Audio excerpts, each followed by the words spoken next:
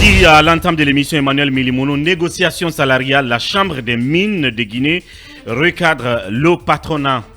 C'est une sorte de hola, en tout cas qu'on peut voir dans ce communiqué de la Chambre des mines qui date du 1er novembre dernier. Oui. Et il est signé donc du président de son conseil d'administration. Ça parle justement de, je pense, de cet accord qui aurait été trouvé en tout cas sur les questions de hausse salariale concernant les travailleurs du secteur minier. On en parlait la dernière fois ici avec Elhadj Nana. Et la Chambre des mines a donc réagi à travers un communiqué dans lequel d'abord ils ont rappelé que selon eux, en tout cas au cours de ces négociations, il a été retenu que d'abord la partie patronale qui donc représentait le secteur minier autour de la table se réfère d'abord à ce mandat et que par rapport à cette proposée, que les mandats se prononcent sur donc cette revendication de la partie syndicale du secteur minier avant que ne puisse donc se poursuivre, peut-être même se finaliser les négociations. Mais la chambre des mines dit donc regretter des propos, entre ces propos qui sont justement en rapport avec les hausses de salaire dont on avait parlé, qui dit que ces propos n'engagent que leur auteur. Et d'ailleurs, elle dit exprimer sa vive préoccupation sur les conséquences sur la suite du processus de négociation. Donc, deux faits, déjà, en tout cas, entre les lignes, on peut ici voir tout de suite la remise en question de ces hausses salariales dont on avait parlé la dernière fois, et évidemment, une menace également donc, sur la suite du processus, parce que ça peut se comprendre si la partie syndicale a déjà considéré ces hausses salariales comme acquis. Et donc comme accord, et que la Chambre des mines dise que cela n'engage que celui qui les a dit, ça veut dire que là, il y a problème. C'est possible que les deux parties se séparent en queue de poisson. Le communiqué, il dit beaucoup de choses, mais peut-être pour rappeler également dans ce dernier paragraphe, la Chambre des mines qui dit, rappeler que leur objectif est de parvenir évidemment à obtenir un accord qui garantisse les conditions de travail justes, des salaires compétitifs et des avantages sociaux équitables pour les employés, mais tout en maintenant, c'est important, tout en maintenant la compétitivité et la viabilité économique des entreprises.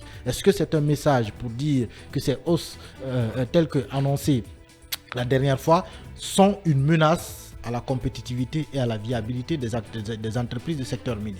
En tout cas, il y a beaucoup de choses déjà que l'on peut ressortir de ce communiqué, mais globalement, c'est une sorte de récusation. Ça veut dire que les patrons du secteur minier ne sont pas prêts, justement. Évidemment, parce que appliquer ces hausses envisagées. Non, mais c'est clair, c'est clair là, c'est clair, voilà. Parce que déjà, quand on dit que les propos en question n'engagent que la personne qui les a tenus, ça veut dire que déjà, en amont, les patrons ne se sont peut-être pas prononcés là-dessus avant que le point ne fasse donc l'objet de débat ou finalement d'accord entre les parties autour de la table des négociations. Et quand on dit également que c'est une menace sur la compétitivité des entreprises, mais aussi une menace sur la suite des discussions, c'est qu'il y a un véritable problème qui se dessine là. Alors, Talibé, là-dessus, ce que moi je ne comprends pas, c'est que, sauf si, évidemment, je ne comprends pas, sauf si une fois encore, je ne comprends absolument rien, mais au sein du patronat, à ce que je sache, le secteur minier doit forcément être représenté, tout comme les autres secteurs d'activité sont représentés dans le patronat. Donc quand c'est un porte-parole de ce patronat qui prend la parole, et que par ailleurs c'est donc la chambre des mines, donc le secteur minier qui n'est pas d'accord, j'ai envie de dire qu'est-ce qui se passe? Oui, c'est pourquoi on a parlé de cacophonie. Cacophonie, puisque, voyez-vous, l'intervention de Elhadj Nana, au nom du patronat, visait justement à lever une équivoque. Elhadj Nana a expliqué que, en tant que doyen, le syndicat du secteur minier avait souhaité qu'il s'exprime en leur nom pour donc demander par exemple... Maintenant, lui, en tant que qui en ce moment? Oui, membre du patronat. En tant que membre du patronat. Qui parle au nom du syndicat. Il a expliqué que les responsables syndicaux qui étaient là ont voulu tenir compte de son statut de doyen pour exprimer donc la préoccupation, la revendication des syndicats du secteur minier qui voudraient, il faut le rappeler, que je crois 30%, 25 à 30% des bénéfices réalisés par les sociétés minières soient reversés au travailleurs qu'ils sont. Donc, c'est lui, à la demande des syndicats du secteur minier, qui avait fait cette déclaration, avait fait cette annonce, qui avait donc exprimé cette demande du syndicat du secteur minier. Donc, certainement, cela n'aurait pas, en tout cas, plu au patron du secteur minier, et ça a entraîné une polémique. Et donc, Elhadji Nana est intervenu ici pour justement montrer patte blanche au nom du patronat, pour dire attention, ce que nous avons dit là, nous n'avons pas décidé par nous-mêmes de le faire, nous ne l'avons pas fait à notre nom, nous l'avons fait parce que nous avons été désignés à cet effet au nom de notre statut de doyen. Pourquoi le syndicat du secteur minier n'a pas porté cette parole pour que Nana, en tant que patron, reste à sa place de patron pour recevoir la demande? Donc finalement, voilà ce qui se passe. Elhadji Nana qui intervient pour lever cet équivoque, pour dire que ce n'est pas à leur propre initiative. Alors, cela finalement a des conséquences. Parce que je ne sais pas, est-ce que cet effort de lever cet équivoque qui n'a pas plu, ou est-ce que, et apparemment ce sont les informations données par Elhadji Nana indiquant que lorsque cette revendication des travailleurs du secteur minier demandant une hausse de 20, c'est-à-dire que qu'on leur verse 25 à 30%, donc il a expliqué ça ici, mais il allait au-delà pour dire que en retour, en réponse, le patronat du secteur minier a, en tout cas, n'a pas souscrit à cette demande de reverser 25 à 30%, mais a plutôt fait des propositions de hausse salariale. Voilà, des propositions de hausse salariale. Dans leurs différentes entreprises. Dans leurs différentes entreprises, au lieu de reverser les 25 à 30% de leurs bénéfices. Donc, il a expliqué que cette hausse-là part de 5 millions à 10 millions et puis 25 millions. Et que le syndicat était d'accord pour cela. Voilà, que le syndicat a accueilli favorablement cette contre-proposition du patronat minier. Donc finalement, c'est cette communication-là qui a été faite et qui, en tout cas, ce communiqué le prouve, n'est pas du goût. Et là encore, n'est pas du goût de la chambre. Pour une seconde fois. N'est pas du goût de la chambre des mines. Voilà. Peut-être pour la première fois, la chambre des mines ne l'a pas exprimé officiellement à travers un communiqué. Mais pour ce qui est des informations données par Elhadji Nana, donc on voit que ce n'est pas du goût de la chambre des mines, parce que Mamadou Emmanuel a raison de se poser la question, est-ce que ça veut dire que la chambre des mines ne reconnaît pas avoir fait cette proposition? Est-ce que elle serait sur le point de se rétracter par rapport à ces engagements de hausse salariale, ou est-ce que elle pourrait bien le maintenir, mais elle voit mal que ce soit le patronat qui le dise à sa place? Donc c'est autant de questions. Pourtant, elle, chambre des mines, est représentée dans le patronat. Oui, elle est représentée dans le patronat. Mais est-ce qu'ils auraient voulu que ce soit... Parce qu'ils parlent, selon le communiqué, je vais lire, la chambre des mines de Guinée tient à souligner l'importance de maintenir, dans les limites de la confidentialité qui sied à la matière, les points discutés lors des négociations jusqu'à ce qu'un accord soit atteint. Bien. Donc, est-ce que c'est ce qu'ils n'ont pas aimé? Le fait que ces informations soient sur la place publique, alors qu'un accord n'a pas été signé en bonne et due forme. Donc, il y a donc lieu de se demander, est-ce qu'il y a un risque de rétractation de la part des miniers? Bien. Ou ils ont voulu tout juste apprendre quelque part au patronat comment on doit se comporter quand on est en négociation. Bien. Toujours faut-il rappeler que la chambre des mines, en tout cas les patrons du secteur minier, sont représentés dans le patronat. Oui, cabinet là-dessus. Non, cette cacophonie. Je suis vraiment d'accord avec l'analyse de Talibé. Je pense que c'est plus la manière par laquelle le syndicat, et plutôt le patronat s'y est pris. La chambre a voulu que ce soit tel, possiblement, tout porte à croire que ce soit elle qui porte cette décision. Surtout si tout n'est pas encore acté. Si les négociations continuent, il n'y a pas de raison d'aller vite comme ça en besogne, quoi. On espère que ce soit cela. que plutôt de dire qu'ils vont se rétracter, en espérant bien évidemment que tout ça a été obtenu ou être sur le point d'être obtenu. Et entre-temps, il y a quand même un autre angle qui a été remis sur la table qui est très important, c'est le partage, la participation aux bénéfices, la participation des employés aux bénéfices réalisés par ces entreprises minières. Et évidemment, peut-être que l'effet de contagion peut aller dans d'autres entreprises.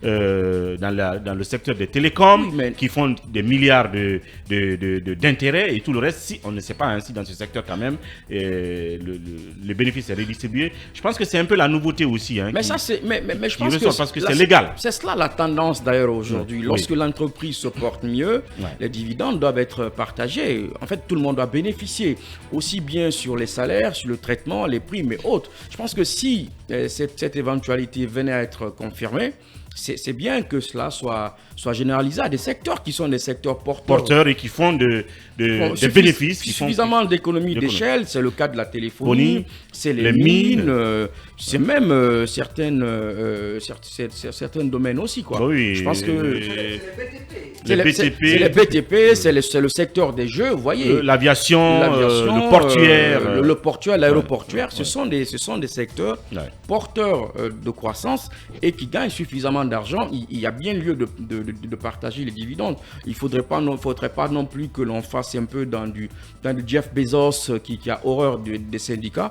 Il faut prendre ça ainsi, puisque l'objectif est justement de partager les dividendes, comme on le dirait sous Kassouri, il faut partager la prospérité. Partager la prospérité des entreprises. Oui, Yara là-dessus. Oui, comme l'a dit Cabinet, il faut partager la prospérité. C'est très important puisque vous savez que dans les sociétés minières, les traitements ne sont pas équitables. Et le plus souvent, vous avez les collaborateurs qui sont à la traîne, qui n'ont pas une bonne image. Et pourtant, ce sont des personnes à tout faire dans les entreprises. Et je pense qu'aujourd'hui, ce qui se dessine entre le patronat et la Chambre des mines, c'est un autre blocus. Donc, il va falloir qu'ils se retrouvent pour pouvoir paraffer les négociations. Donc là, c'est les patrons qui se disputent entre eux. Oui, là, et c'est pas du tout bien. Voilà. C'est pas du tout bien pour la prospérité même du domaine minier. Donc il faut qu'ils se retrouvent pour pouvoir discuter. C'est quand même ce que j'ai pas aimé, c'est le fait de mettre sur la place publique une décision qui n'a pas été consensuelle, à mon sens, et qui n'a pas les confidences. Il faut attendre que tout cela soit mis sur la bonne voie, sur la bonne trajectoire pour pouvoir annoncer cela. Mais après, vous voyez le patronat qui dit, dans le même patronat, vous voyez une partie qui dit ceci et l'autre dit le contraire. Je pense que c'est pas bon d'ailleurs pour l'image de la Chambre des mines. Il faut se retrouver pour pouvoir parler entre eux et trouver un compromis, trouver une solution par rapport à cela. Mais si nous, on se réfère sur le ton employé dans le communiqué, on se voit que ça va dans tout le sens. Il faut stopper cette hémorragie. Bien. Donc, le mot s'y est une véritable cacophonie. Oui, Mamadou Diambalde là-dessus. Cela pourrait entrer dans le cadre de ce qu'on appelle la stratégie de ruissellement, c'est-à-dire ceux qui sont considérés comme des modèles économiques, des champions, ce qu'ils engrangent pour que ça puisse bénéficier à tout le monde au sein de la société, notamment au sein de ces entreprises. Mais malheureusement, on voit que c'est généralement le grand patron qui veut toujours empocher, qui gagne des milliards, mais les autres n'en bénéficient pas. Même si dans le secteur minier guinéen, c'est le secteur qui est considéré comme qui donne les meilleurs salaires, à leurs travailleurs, parce que même des vigiles ont parfois 5 millions, ainsi de suite. Donc déjà, des efforts sont faits à ce niveau pour que les gens puissent bien vivre. Ça ne serait pas mal aussi que, cette proposition soit mise sur la table pour que davantage ce qui pourrait être engrangé dans l'extraction de nos mines puisse profiter aux Guinéens, parce que les entreprises qui viennent sont des majors comme Rio Tinto, dont le patron d'ailleurs était en Guinée récemment, le PDG de Rio Tinto, qui viennent travailler chez nous, produire de la richesse, capter le gros lot envoyé chez eux. Donc il faut, je crois, réinvestir ça en redistribuant les dividendes au personnel. C'est un peu comme ce qu'on appelle le parachute doré, qu'on attribue souvent aux grands patrons qui se font des gros salaires qui sont bien illustrés. Voilà, même si ça c'est au niveau des boss, maintenant aussi les plantons doivent en profiter, je crois. Oui, c'est quoi en une minute là-dessus? C'est un pas important qui a été franchi. Les négociations qui ont permis de réussir, qui vont permettre de attention, c'est pas acté. Qui vont permettre de réussir parce que ce sont des propositions, des confidences qui ont fuité.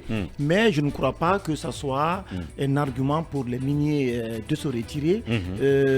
Ça doit plutôt servir aujourd'hui d'exemple à nos décideurs. Et puis en plus, je ne sais pas, il faut suffisamment. Je dis, il faut qu'il y ait peut-être la démocratie ou une sorte de transparence sur les chiffres, les statistiques de ces entreprises-là. Est-ce qu'elles sont en train de s'enrichir? La question aussi est là. Évidemment, parce qu'elles peuvent avoir l'argument comme quoi elles ne font pas de bénéfices aussi qu'on le croit pour qu'elles puissent les partager. Donc il faut qu'il y ait des données irréfutables, inattaquables, bien entendu, qu'elles sont en train de s'enrichir et qu'elles ne les partagent pas. En 30 secondes. En tout cas, si on n'a aucune intention, aucune mauvaise intention, et qu'on décide vraiment de rendre la gestion transparente, mais encore une fois, les travailleurs du secteur minier, logiquement, ne devraient pas se plaindre comparativement à ceux qui évoluent dans l'administration publique ou bien dans d'autres secteurs du privé. Cet accord-là doit être obtenu et ça doit servir, de mon point de vue, d'exemple au gouvernement qui doit aussi emboîter dans la même direction pour que les fonctionnaires aussi soient prises en compte, dans ce sens. Parce que ça permet un peu de soulager le travailleur, le fonctionnaire guinéen, et de redistribuer la richesse à tous les niveaux, dans le public, donc dans l'administration publique, tout comme dans le privé. Eh bien, on va aller donc à la deuxième grande pause et derrière, on va parler justement de la Basse-Côte où 3 localités donc étaient en ébullition simultanée. Nous en parlerons tout à l'heure. Voilà donc un message qui nous arrive évidemment sur ce sujet. Aucune entreprise ne s'auto-régulera car la finalité d'une entreprise est de se faire des profits. Il faudra légiférer sur la redistribution des profits réalisés par les entreprises dans tous les secteurs. Quand une richesse est créée au sein d'une entreprise, ce sont des hommes au sein de ces entreprises qui ont participé à la création de cette richesse. Dans ces conditions, le patronat doit accepter une redistribution de façon juste et non disproportionnée. Voilà, M. Mami Diaby qui nous envoie ce message en rapport bien entendu avec le sujet. Oui, Talibé, on l'a écouté. Oui, c'est clair là. Oui, donc, j'ai envie de dire que le débat ne fait que se raviver. Oui, c'est Elhadji Nana qui nous dit qu'il a porté la parole des syndicats. Les syndicats qui disent que à l'instant même, ils n'ont jamais donc fait cette proposition et que la proposition vient plutôt de ce même patronat au nom duquel Elhadji Nana s'est exprimé. Donc, voyez-vous, peut-être cela peut expliquer la colère de la Chambre des mines de Guinée, donc qui n'est pas contente d'abord certainement que une telle proposition vienne du patronat vis-à-vis c'est déjà contre nature. Vis-à-vis de patrons du secteur minier. Et ensuite, finalement, c'est le même Nana qui dit voilà qu'il a été obtenu que quand on vous donne une femme talibée, quand on vous donne une femme 25 millions, ça veut dire que on comprend bien la colère de la Chambre des mines de Guinée. Tout cela doit être clarifié parce que ça crée un mauvais climat autour d'un sujet pourtant très important. La convention collective des mines, carrières et entreprises minières. Donc c'est important que cette cacophonie cesse et que les gens aient une lisibilité pour permettre justement à ces négociations d'aboutir, de prospérer. Pour le bien des travailleurs du secteur minier. Merci Talibé. Yara Girassi, quand on offre une femme à quelqu'un autour de la table, je pense qu'il y a de quoi pour M. Nana de bénévolement porter la parole. Oui, bien sûr. Quand on est joyeux, voilà, il y a des choses qui peuvent nous échapper. Peut-être que ça a été le cas pour le doyen Nana. Ouais. Et en tout cas, tout ce qui s'est dit ici, je pense que c'est pas agréable à entendre. Ouais. Il faut justement mettre tout cela au clair. Pourquoi pas? Parce que ce soit lui, les syndicalistes et également la Chambre des mines, ça va dans tout le sens. Ouais. On ne sait pas qui a raison, qui a tort. Quand même du syndicat. Mais cette intervention du syndicat prouve en suffisance que voilà, il n'y a pas eu une décision qui a été prise pour justement mettre le doyen Nana face à cette décision. Bien. Et que c'est lui qui aurait demandé qu'il porte la voix du syndicat parce que on lui a offert peut-être une femme autour de la table. Et en plus, il lui crée des problèmes là en direct. Hein. Oui, Kabine Fofana. Non, mais vous voyez, c'est vraiment de la cacophonie. On ne comprend pas, on ne sait Inextricable. On ne sait pas à qui s'en tenir. Ouais. Et les versions sont diffuses. Divergentes. On n'arrive pas vraiment à savoir. Je pense qu'il faut tirer tout ça au clair pour savoir qui dit quoi, qui a dit quoi et à quoi s'en tenir. Bien. Mamadou Baldé. Oui, c'est une parole à la cantonade, celle de M. Nana, parce que là, M. Lee vient de dire que c'est pas à leur nom que M. Nana aurait parlé. Il y a aussi la Chambre des mines qui fait grise mine par rapport... Absolument. Puisqu'il y a eu usurpation. Si en son nom, M. Nana parle, là, je crois que tout ça fait désordre et vous avez bien fait de titrer que c'est une cacophonie. Et comme vous avez dit que les femmes ont toujours le pouvoir, on dit, voilà, la femme vaut plus tout que cela tout par rapport, ne tourne qu'autour d'une femme, finalement. Voilà. Et femme claire, je crois, je présume. Peut-être que ça c'est une boutade. Oui, c'est peut-être que la bien. femme a été donnée après la proposition faite par Elhadji Nana. Oui. Donc c'est beaucoup plus en récompense que c'est pas après avoir eu la femme qu'il a fait la proposition. C'est après. C'était en amont. Oui, c'est une confusion qui s'est installée. Oui. Et qui continue. Oui, et qui n'est pas à l'avantage des travailleurs qui doivent être défendus. Entre les trois, c'est qu'il y a quelqu'un forcément qui ne dit pas la vérité. On a suivi la communication ici du représentant du patronat qui dit avoir reçu l'onction du syndicat de s'exprimer au nom de l'ensemble des travailleurs qui évoluent dans le secteur minier. Et son intervention ce matin, en tout cas, vient remettre en cause tout ce que cela a été dit. Et vous avez vu après la colère de la Chambre des mines. Moi, je veux que vraiment toutes les parties parviennent à un accord important, parce que c'est ce qui va permettre d'améliorer les conditions de vie et de travail de ceux qui sont dans le secteur minier. Et il a dit qu'il y a des travailleurs dans ce secteur qui prennent moins ou qui ne prennent pas plus d'1 million dans le secteur des mines. Emmanuel l'a dit. C'est un autre. Les manœuvres, évidemment. Non, je pense que c'est surtout. Attention, il y a des manœuvres. Le plus souvent. Voilà. Chez les sous-traitants. Voilà. Vous pouvez être manœuvre bien payé, c'est possible. Mais ça dépend à qui vous appartenez. Parce que justement, ce qui fait que les salaires sont parfois dérisoires, c'est l'intervention des sous-traitants. Sur la chaîne. Sur la chaîne. On laisse faire. C'est ce qui. La société mère les laisse faire. C'est presque. Regardez la catastrophe à Fria. C'est organisé. Maintenant, la question, c'est que ces sous-traitants vont prendre le salaire normal et parfois ils le coupent en 2 ou à 3. On donne la poussière aux travailleurs. Mais malheureusement, c'est à eux qu'on offre la plus grosse part en termes de nombre. C'est eux qui ont la plus grosse part. Maintenant, les sociétés elles-mêmes regardent la qualité quand elles ont besoin de cadres compétents. C'est là où elles interviennent elles-mêmes. Mais tout ce qui est les manœuvres et autres, là, on confie ça généralement aux sous-traitants. Et ça fait qu'ils n'ont pas le salaire qu'ils méritent parce que, évidemment, le sous-traitant aussi doit se faire quelque chose en cours de route. Bénéfices. Mais une remarque assez importante que moi j'ai envie de soulever, c'est que la confusion ici, elle porte autour des bénéfices des entreprises et les hausses salariales. Il y a quand même là-dessus peut-être quelque chose d'important qu'il faut soulever, c'est que quand la proposition sur les bénéfices annuels, par exemple, avance, ça veut dire que quand la société enregistre donc des comptes plus-value excédentaires, elle partage une partie avec les travailleurs.